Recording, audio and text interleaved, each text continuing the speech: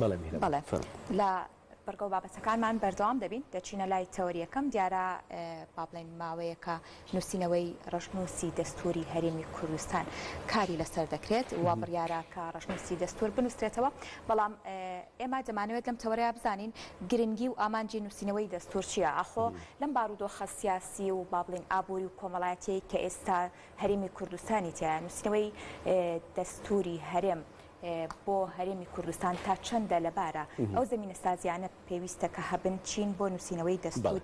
لە هەرێمی کوردستان تایبەت بەم تەوەرەش میوانداری زۆر بەڕێز دکتۆر شۆڕش حەسەن پسپۆڕی یاسای دەستوریمان کردووە دکتۆر بەخێراتی سڵاوت باش دکتۆر بەخێر بێت بەخێر بێت بەڵێ دکتۆر سەرتاڵەوە دەست پێ بکەین گرنگی و ئامانجی نووسینەوەی دەستور بۆ هەرێمی کوردستان بە بڕوای خۆتان لە چیدا دەبینەوە بەڵێ هەرێمی کوردستان یەکەیەکی فیدرالیە لە ناو دەوڵەتی عێراق فیدرالدا واتە خاوەنی دەسەڵاتی حکومڕانیە هەر دەسەڵاتێکیش پێویستە بە دەستور ڕێک بخرێ نەک بە قانونی ئاسایی چکە دەستور قانونی باڵای وڵاتە لەلایەن بە شێوازی دیموکراتی ئەگەر دابدرێ لەلایەن خەڵکەوە دانرێ یا لەلایەن نوێنەرانی خەڵکەوە دانرێ واتە ئەم دەستورە کە دانرێ ناتوانرێ پەرلەمان دوو ڕۆیشتر کە پەرلەماندا پێک دێنێت لەسەر ئەساسی ئەم دەستورە بە ئارەزی خۆی بێدەستکاری بکە بۆ نمونە ئێستا ئێمە پەرلەمانی کوردستان یەکەم قانون کە دەرچوو قانونی هەڵبژاردننی ئەنجومەنی نوێنەرانی هەرێمی کوردستان بوو پەرلەمانی کوردستان بوو لە ساڵی 92 تا ئێستا ئەم قانونە چەندین جار دەستکاری کراوە بە هەمان شێوەش قانونی ئەنجومەنی وەزیران قانونی سەرۆکایەتی هەرێم بەڵام ئەگەر ئەمە هەمووی لە دەستورێک ڕێک بخرێت وەک ئەوەی مەسەن ئێستا لە دەستوری عراقی 2005 کە دەسەڵاتەکان ڕێکخراوە تا ئێستا نەیانتوانیوە ئەم دەستورە دەستکاری بکەن بۆیە ئەگەر دەسەڵاتی هەرێمی کوردستانیش بە دەستور ڕێک بخرێ ئەمە دەستکاریکردن و هەموارکردنەوەی ئاسان نییە بۆ حکومڕانانی هەرێمی کوردستان لە هەمان کاتدا ماف و ئازادیەکانی خەڵکیش لە دەستوردا بەرجەستە دەکرێت بۆیە ئێمە دەبوایە نەک لە دوای 2003 و پاش دەرچوونی دەستوری عراقی 2005 کە حەقی پێداوین دەستورێکمانەوە دەبوایە لە ساڵی دوای ئەوەی کە دەسەڵاتی حکومڕانیمان هەبوو لە ساڵی 1992 پەرلەمانمان پێکهێنا دەبوایە هەوڵی دەستورێکمان دانانی دەستورێکمان دابە دەستورێکمان دانابە چونکە هەوڵ درات چەند هەوڵێک درا لە نەوەتەکانی سەدەی ڕابردوو لە سەرەتای 2000ەکان لە سەرەتای ساڵەکانی 2000 لە 2005 دیژنەیەک پێکات لە پەرلەمانی کوردستان بۆ پێداچوونەوە بۆ پرۆژانەی پێشتر کە لیژنەکەش پرۆسەیەکی ڕەشنووسێکی ئامادە کرد لە ساڵی 2009 بوو نەخرایە ڕاپرسیەوە دوای ئەوە لێژیانی تر پێکاتن ینی ئەم لیژنەی تر هەڵوەشایەوە ئەم پرۆسێ ئەم ڕەشنووسە هەڵوەشێنرایەوە ئیلغا کرایەوە ئیتر تا ئێستا لە 2015ەوە ئەم ڕەشنووسە ئامادە نەکراوە تاوەکو ئێمەش وەکو هەرێمێکە خاوەنی دەسەڵاتی حکومڕانین ببین بە خاوەنی دەستورێک بەپێی ئەم دەستورە حکومڕانی بکرێت باشە دکتۆر ئەگەر بێنە سەر دانانی دەستوری هەرێمی کوردستان و بوونی دەستورێک لە هەرێمە ئایا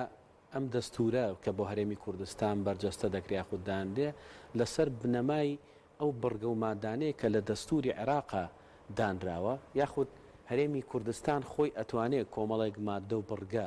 کە تایبەتن بە ژیان و تایبەتن بە شێوازی حکومڕانی لە هەرێمی کوردستانە لە ناو دەستورا جێبکاتەوە بەڵێ ئەمە خۆی دەستوری عراقی کوردیش بەشدار بوو لە دانانی و دەنجی لەسەرداوە و لە مادەی سیازەی دەستورەکە ئەڵێ نابێ هیچ قانونێک یا دەستورێک لە هەرێمەکان دەرچێت کە پێچەوانەی دەستوری عراق بێ کەواتە لێرە تۆ بەپێی بنەماکانی فیدرالی کە حەقی سربەخۆیی ذاتی خۆت هەیە مەبدەئێکەیە سربەخۆیی ذاتی هەرێمەکان بۆ تێ لە ناو دەستورەکەتدا ئەو شتانەی تایبەت بندن بە خۆتەوە بیچەسپێنی لە دەستورەکەت بەڵام نابێ لە شتە سەرەکیەکان کە تۆ باوەڕت بەوەی هەیە لە دەوڵەتیش فیدرالی بژی دژی ئەو بنەما سەرەکیانە بێت کە لە دەستوری عراقی هاتۆ کە لە دەستوری عراقی بۆ نمونە تۆ سیستەمەکە سیستەمی حکومڕانی لە دەستوری عراقی 2005 دیموکراتیە تۆ لێرە بەهۆت دەستورێکی دیموکراتی دادنەی سیستەمێکی دیموکراتی دانەی ناکرێ مەسەن سیستەمێک دانەی کەوا دوور بێ لە بنەماکانی دیموکراتی لە پێچەوانەی ئەوێ بەڵام سیستەمە دیموکراتیەکان مەسان پەرلەمانی هەیە سەرۆکایەتی هەیە نیمچە سەرۆکایەتی هەیە ئەنجومەنی هەیە تۆ لە ناو ئەمانە هەر کامێکیان هەڵبژێری بۆ حکومڕانی لە هەرێمی کوردستان لەبەرەوەی دیموکراتیە پێچەوانەی دەستوری عراق هەڵسوکەوتن نەکردووە شەرنیە ئەگەر لەوێ پەرلەمانی بێ یا سەرۆکایەتی ئێمەش دەبێت سیستەمەکە بە هەمان شێوە بێت دەکرێت بۆ چوونێ سیستەمێکی جیاوازتر کە لەگەڵ بار و دۆخی خۆت بکونجێ ئەمە دەگەڕێتەوە بۆ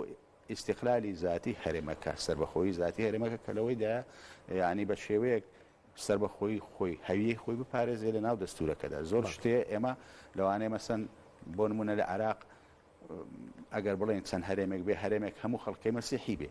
خۆ ناکرێ مەسەن دەستورەکەیان لەگەڵ دەستورەکەی عێراق لە زۆر شتێک بکرێتەوە بەڵ دەبێت تایبەتمەندی ئەو هەرێمە بپارێزێ بۆیە لە شتە تایبەتمەندەکان دەکرێت ئێمە تایبەتمەندی خۆمان پارێزین بەڵام لە بنەما سەرچیەکان دەبێت پابەندی دەستوری عێراقی بین بەپێی ئەوەی کە بەڕێستان پسپۆرن لە یاسای دەستوریە و بەپێی ئەوەی کە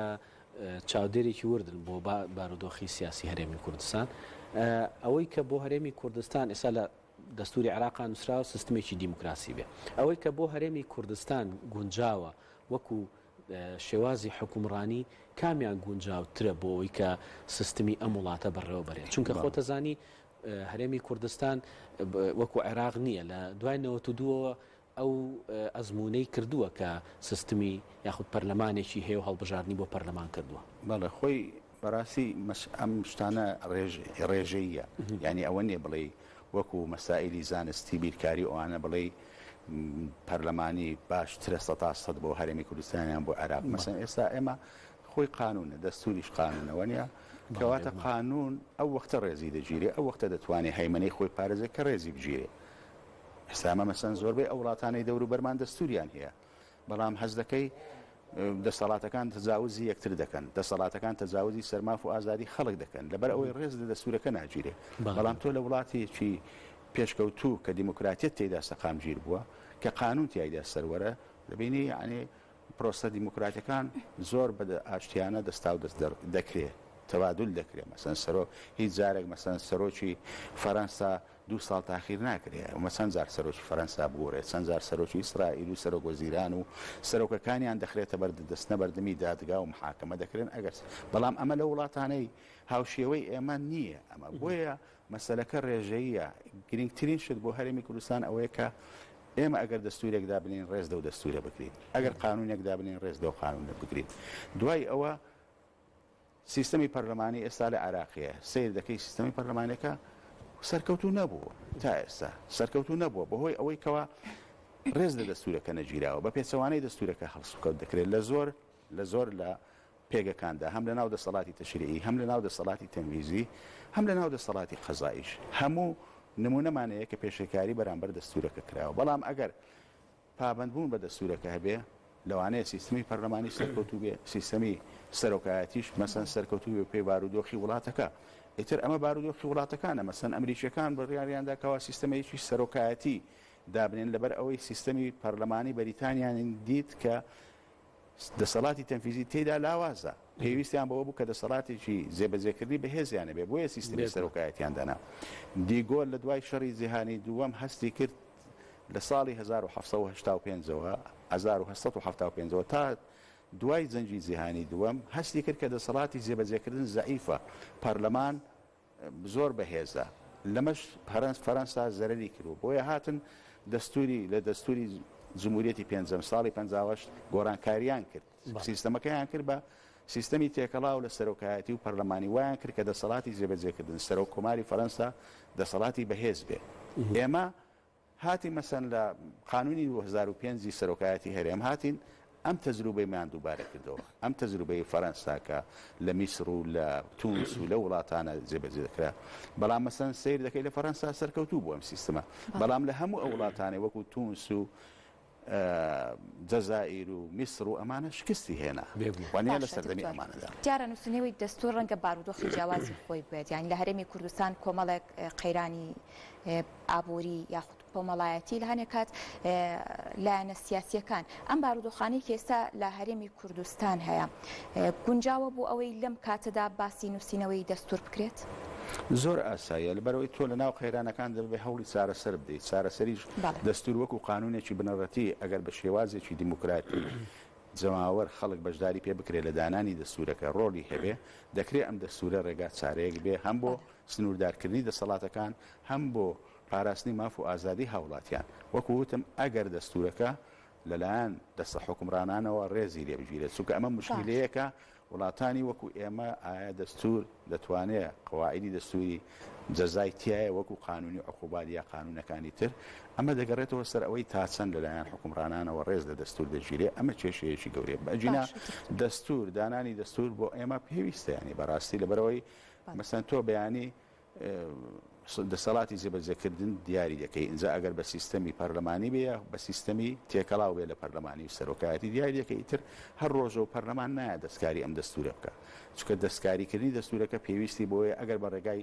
گەل دابدرێ پێویستی بۆیەکەوە یان نوێنەرانی گەل بە زۆری لەسەری ڕازی بن نەک پەرلەمان ئەوانەی کە دەستورەکەیان داناوە ڕێو شوێنی تایبەت دیاری دەکرێت قورس دیاری دەکرێت بۆ تعدیلکردنی دەستورەکە لە دەسەڵاتی پەرلەمان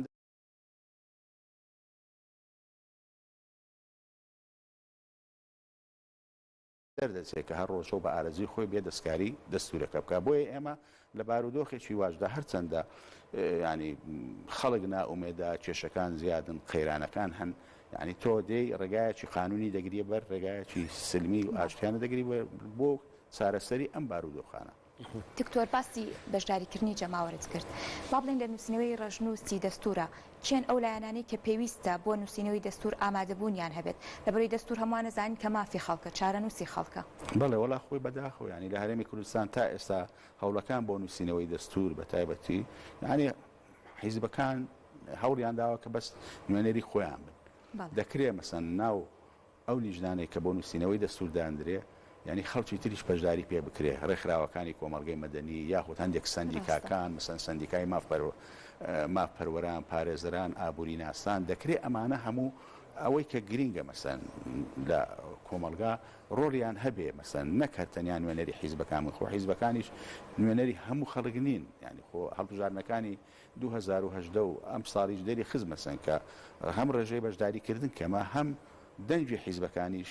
گزارش لە 130 خەڵکیش یا 130 خەڵکیش ناکەکەواتە تۆ نابێ ئەم بەشە زۆرەی تری هێمارکەی دەبێ لە ڕێگای ڕێکخراوەکانی کۆمەڵگەی مەدەنی گروپەکانەوە ئەوەی سندیکایە چی ئەمانە نوێنەریان هەبێ هەر نەک تەنیا حیزبەکان خۆیان لە ژوورەکاندا دانیش نوێنەری خۆیان ئەمە دانن ئیتر تۆ چکە ئەمە کێشەی ئێمە چیە لە نووسینەوەی دەستور ئەگەر بخرێتە ڕاپرسیەوە تۆ پرۆژەیەک ئامادە دەکەی دوایی خەیتە ڕاپرسیەوە من یا ئەڵێم بەڵێ بۆ ئەم دەستوریە ئەڵێم نەخێر حەقی مناقەشەکردن من نییە بەڵام ئەگەر تەواوی کۆمەڵانی خەڵک نوێنەرەکانیان مەسەن لە نووسینەوەی ئەم دەستورە بەشدار بن ئەمە دەکرێت لەوێ مناقەشەکان دەربچێت لە چوارچێوەی حیزبەکاندا خەڵکی تریش تێدا بەشدار بێت بەڵام ئەگەر بێت و مەسەن وەکو دەستوری ئەمریکا بەڕێگای ڕاپرسی دانەندراوە بەڵکو نوێنەری ویلایەتەکان نوێنەری هەرێمەکان لە ئەمریکا چەند ساڵێک لە مناقەشەدا بوون لەسەر مەسەلەکان ئەمجا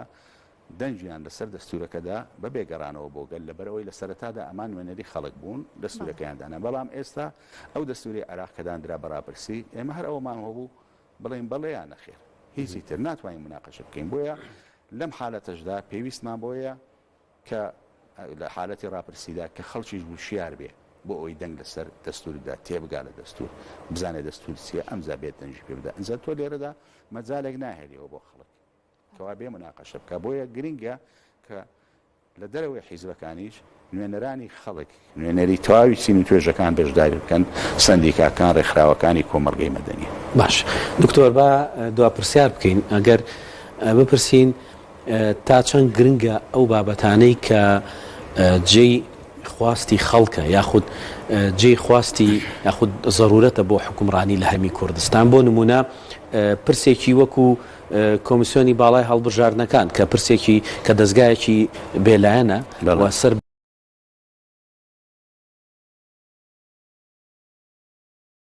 بە هیچ لایەنێکی حکوومەت نییە هەروەها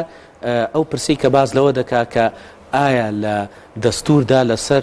بنەمای چی دەستورەکەدان لەسەر بنەمای ئاینی داندێ یاخود لەسەر بنەمایەکی مەدەنی و دیموکراسی بنیاتەندێ ئەمانە تا چەند گرنگن لەناو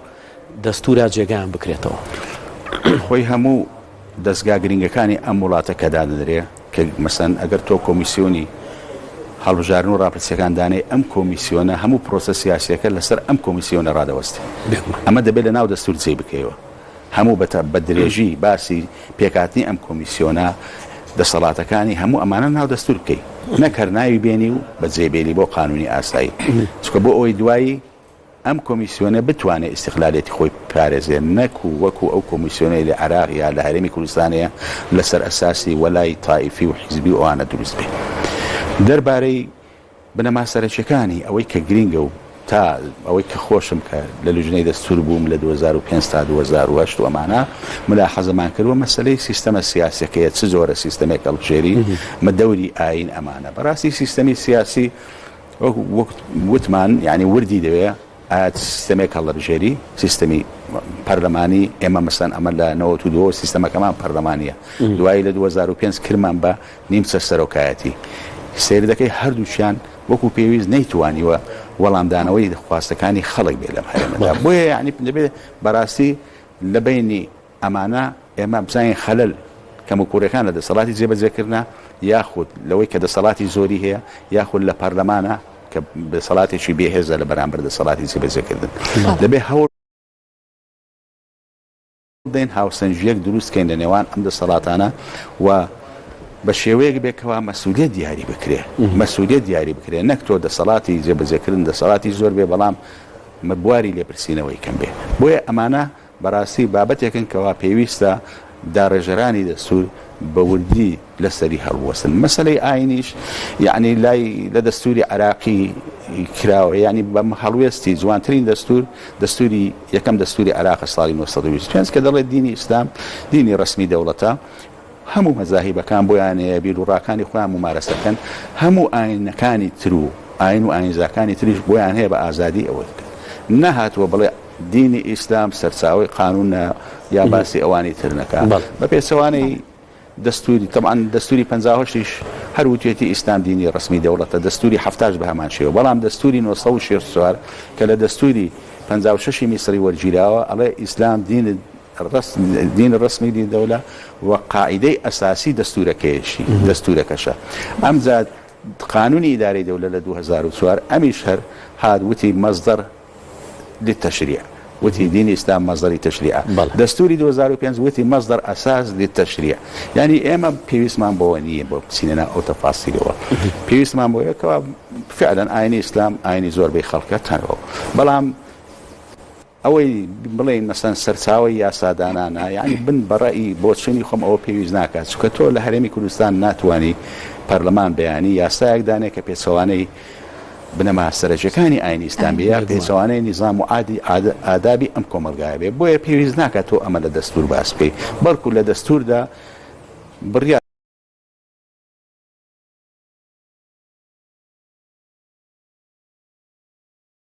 پەرلەمان بەیانی یاسایەک دانێ کە پێچەوانەی بنەما سەرچیەکانی ئاینی ئیسلامیە پێچەوانەی نیزام و ئادابی ئەم کۆمەلگایە بێ بۆیە پێویست ناکات تۆ ئەمە لە دەستور باس بکەی بەڵکو لە دەستوردا بڕیار بۆ پیرۆزی ئاینی ئیسلام دەکە ئاینی زۆربەی خەڵکە و هەموو ئاینەکانی تریش کە خەڵک مافی ئەوەی هەبێ بە ئازادی ممارەسەی ئاینەکانی خۆی بکە و بیر و باوەڕی خۆی چی هەیە بیپارێزێت. دەست خۆش زۆر سپاس بۆ دکتۆر شۆرش حەسەن پسپۆری یاسای دەستوری زۆر سپاس دەکەین کام بۆ لەگەڵمانە ئامادە بووی. دەست خۆش دکتۆر بەخێر هاتی. ڕەنج بەردەوام دەبین ئێستا دەچینە